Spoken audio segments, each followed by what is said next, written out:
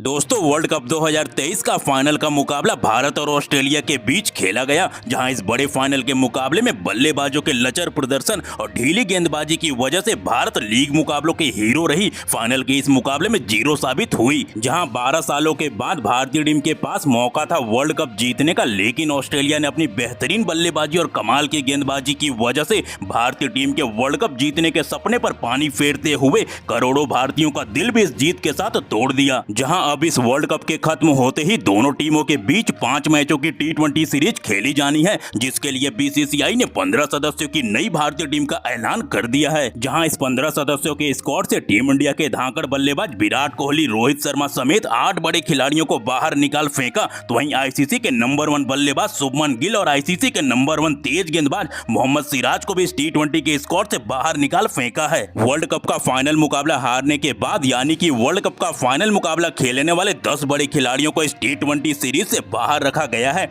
ऐसे में अब इनकी जगह पर 10 नए युवा खिलाड़ियों को इस T20 सीरीज के लिए बीसीसीआई ने चुना है। तो वहीं T20 के नियमित कप्तान हार्दिक पांड्या भी चोट की वजह से इस T20 सीरीज से बाहर हैं। ऐसे में अब नए कप्तान के साथ टीम इंडिया ऑस्ट्रेलिया से यह 5 मैचों के T20 सीरीज खेलने उतरेगी। तो वहीं पिछले 2 साल से चोट की वजह से बाहर चल रहे 2 घातक खिलाड़ी अब पूरे तरीके से फिट होकर भारतीय टीम के इस युवा स्क्वाड को पहले से कहीं ज्यादा बेहद मजबूत और खतरनाक बना रहे हैं। तो अब ऐसे में ऑस्ट्रेलिया के खिलाफ इस सीरीज में भारतीय टीम के प्लेइंग 11 में भी होंगे कई भयंकर हैरान कर देने वाले बड़े बदलाव, जो आपको चौंका देंगे। जी हां दोस्तों, आप बिल्कुल सही सुन रहे हैं। जैसा कि आपको पता है, टीम इंडिया के वर्ल्ड कप के फाइनल मुकाबले में हारने के बाद यह T20 सीरीज जरूर भारतीय फैंस के जख्मों पर मरहम लगाने का काम करेगी। अगर युवाओं से भरी नई भारतीय टीम ने ऑस्ट्रेलिया को इस सीरीज में मात दे दिया, तो जहां भारत और ऑस्ट्रेलिया दोनों ही वर्ल्ड की नंबर 1 टीमें हैं, ऐसे में हमको दोनों टीमों के बीच एक बेहद रोमांचक T20 सीरीज देखने मिलेगा। तो दोस्तों, इस वीडियो में हम आपको बताने वाले हैं भारत और ऑस्ट्रेलिया के बीच खेले जाने वाले इस 5 मैचों के T20 सीरीज का पहला मुकाबला कब और कहां खेला जाएगा। इसके अलावा इस सीरीज की शुरुआत कब होगी। इसके अलावा भारत और ऑस्ट्रेलिया के बीच आज तक हुए T20I मुकाबलों के क्या कहते हैं आंकड़े, तो इन आंकड़ों के लिहाज से दोनों में से कौन सी टीम किस पर नजर आती है ज्यादा भारी। वहीं इसके अलावा इस T20 सीरीज के लिए बीसीसीआई ने कौन कौन से 15 सदस्यों की युवाओं से भरी सबसे बेस्ट घातक और खतरनाक स्क्वाड को चुना है। वहीं इस 5 मैचों की सीरीज से जुड़ी कई अहम बातें, जिसे जानना आपके लिए बन जाता है बेहद जरूरी। लेकिन उससे पहले दोस्तों, आप हमारे वीडियो में नए हो तो भारतीय टीम से जुड़े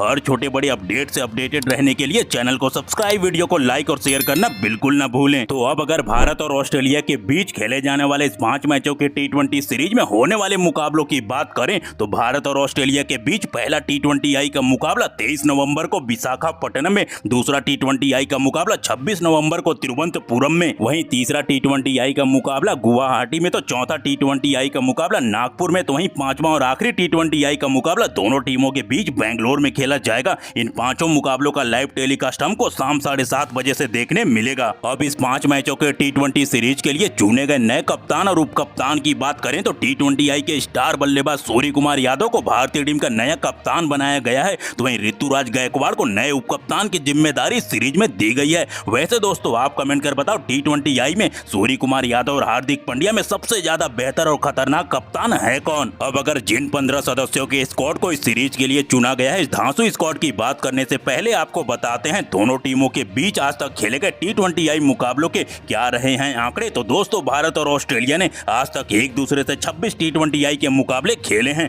जिसमें टीम इंडिया ने 15 मुकाबलों में जीत हासिल किया है, तो वहीं ऑस्ट्रेलिया की टीम ने 10 मुकाबलों में बाजी मारी है। वहीं एक मुकाबले का कोई नतीजा दोनों टीमों के बीच देखने को नहीं मिला। इन आंकड़ों के लिहाज से जरूर भारतीय टीम भारी नजर आती है ऑस्ट्रेलिया टीम के ऊपर, लेकिन टीम इंडिया के इस नए स्क्वाड के साथ ऑस्ट्रेलिया को हराना किसी चुनौती से कम होगा नहीं। अब उन 15 सदस्यों की नई युवा टीम की बात करते हैं, जिनको बीसीसीआई ने इस 5 मैचों की T20I सीरीज के लिए चुना है। इस 15 सदस्यों के स्क्वाड में 3 नए युवा ओपनर बल्लेबाजों को दिया गया है मौका, जो कि पावर प्ले में अपनी ताबड़तोड़ बल्लेबाजी करने के लिए जाने जाते हैं। तो इस स्क्वाड में पहले ओपनर बल्लेबाज के तौर पर बाएं हाथ के विकेट कीपर बल्लेबाज ईशान किशन को दिया गया है मौका। ईशान किशन को हम सब पावर प्ले में अटैकिंग बल्लेबाजी करने के लिए जानते हैं। ईशान किशन के अगर हम T20I मुकाबलों के आंकड़ों की बात करें, तो ईशान किशन ने 29 T20I के मुकाबले खेलते हुए लगभग 700 रन बनाए हैं, जिसमें 450 इनके बल्ले से निकला है। वैसे इन आंकड़ों को जरूर ईशान किशन इस T20I सीरीज में बेहतर करना चाहेंगे। इस स्क्वाड में दूसरे ओपनर बल्लेबाज के तौर पर टीम इंडिया के बने नए उप कप्तान ऋतुराज गायकवाड़ को मौका दिया गया है।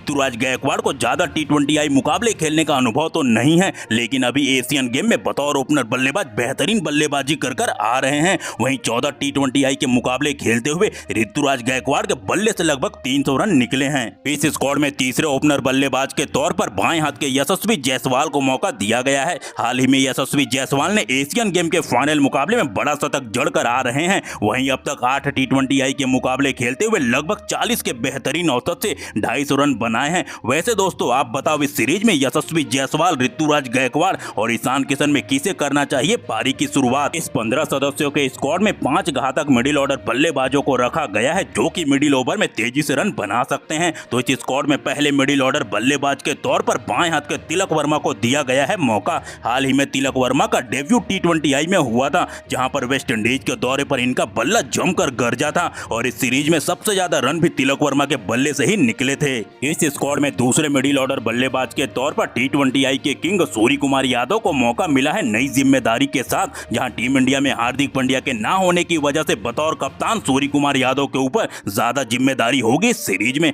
वहीं T20I में अगर सूर्या के आंकड़ों की बात करें तो सूर्या ने केवल 53 T20I के मुकाबले खेलते हुए 46 के बेहतरीन औसत से लगभग 1850 रन बनाए हैं, जो कि बेहतरीन आंकड़े हैं T20I मुकाबलों के। इस स्क्वाड में तीसरे मिडिल ऑर्डर बल्लेबाज के तौर पर विकेट कीपर बल्लेबाज संजू सैमसन की भारतीय टीम में वापसी हुई है। संजू के आंकड़े T20I में उतने बेहतर हैं नहीं जिस कद के वो बल्लेबाज हैं, तो इस सीरीज में संजू के पास अच्छा प्रदर्शन करने का दबाव भी होगा आगे आने वाली सीरीज में अपनी जगह बनाने के लिए। इस स्क्वाड में चौथे मिडिल ऑर्डर बल्लेबाज के तौर पर फिनिशर बल्लेबाज रिंकू सिंह को मौका दिया गया है। रिंकू सिंह ने भले ही 5 T20I के मुकाबले खेले हों, लेकिन उसमें 75 के शानदार एवरेज से रन बनाए हैं। यहां तक कि रिंकू सिंह अपने पहले T20I के डेब्यू मुकाबले में शानदार इनिंग खेलकर मैन ऑफ द मैच भी चुने गए थे। इस स्क्वाड में 5वें मिडिल ऑर्डर बल्लेबाज के तौर पर T20I के स्पेशलिस्ट बल्लेबाज राहुल त्रिपाठी को मौका दिया गया है। राहुल त्रिपाठी को हम सब T20I में ताबड़तोड़ बल्लेबाजी करने के लिए जानते हैं। हमने IPL में देखा है कि राहुल त्रिपाठी बतौर ओपनर बल्लेबाज भी खेलते हैं।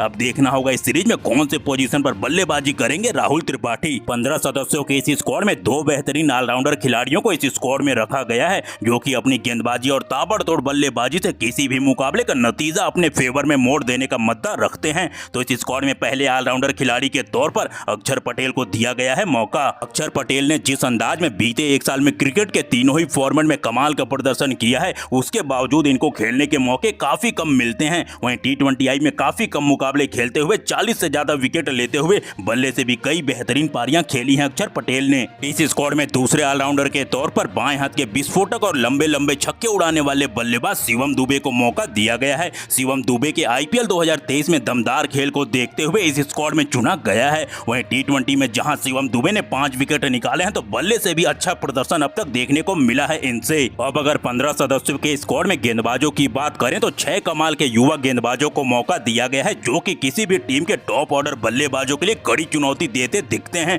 तो इस स्क्वाड में पहले गेंदबाज के तौर पर लेग स्पिनर गेंदबाज यजुवेंद्र चहल को दिया गया है मौका। यजुवेंद्र चहल बतौर लेग स्पिनर टीम इंडिया के सबसे बड़े विकेट टेकर गेंदबाज रहे हैं T20I मुकाबलों में। वहीं चहल ने T20I में 96 विकेट लेकर अच्छी गेंदबाजी की है अब तक। तो वहीं इस स्क्वाड में दूसरे गेंदबाज के तौर पर भुवनेश्वर कुमार की पूरे 2 साल के बाद भारतीय टीम के T20I स्क्वाड में शामिल किया गया है। भुवनेश्वर ने T20I में अपनी बेहतरीन स्विंग गेंदबाजी से 90 विकेट निकाले हैं। अब देखना होगा भुवनेश्वर कुमार इस मिले बड़े मौके का कितना फायदा उठा सकते हैं। इस स्क्वाड में तीसरे गेंदबाज के तौर पर बाएं हाथ के तेज गेंदबाज T20 स्पेशलिस्ट अर्शदीप सिंह खेलेंगे। अर्शदीप सिंह के आंकड़े T20I में चौंकाने वाले रहे हैं, जिस वजह से अर्शदीप सिंह इस फॉर्मेट के टीम इंडिया के खतरनाक गेंदबाजों में से एक हैं, क्योंकि अर्शदीप सिंह ने काफी कम मुकाबले खेलते हुए 54 विकेट लेकर कमाल की छाप छोड़ी है T20I मुकाबलों में। इस स्क्वाड में चौथे गेंदबाज के तौर पर लेग स्पिनर रवि बिश्नोई को मौका दिया गया है। रवि बिश्नोई ने T20I के इस फॉर्मेट में बल्लेबाजों को काफी ज्यादा परेशान करते हुए